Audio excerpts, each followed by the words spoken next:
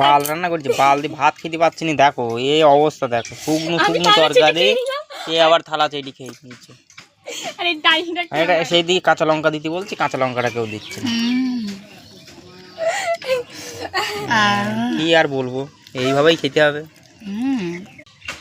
ঘাটটা ফুটবল খেলতে গিয়ে যে হারে লেগেছে আমার, মানে যে হারে বুঝছি ঠাপটা আমি, আবার এই হেঁটুটা মানে ছাল বাগড়া উদ্দেই গেছে। আজকে যাবো, যে কেলেইছে তারে, যে কেলেইছে তারে কেলাবো গিয়ে। আজ জুতো পরে যাবো, খালি পায়ে খেলেছি তো। বলছি যাচ্ছিস, হাসছিস কেন ওরকম? কোনো ব্যাপার না, ফুটবল খেলতে গেলে এসব হয়েই থাকে। কি করবো, লেগেছে। ও ইচ্ছা করে কেউ মারে, কেউ কখনো।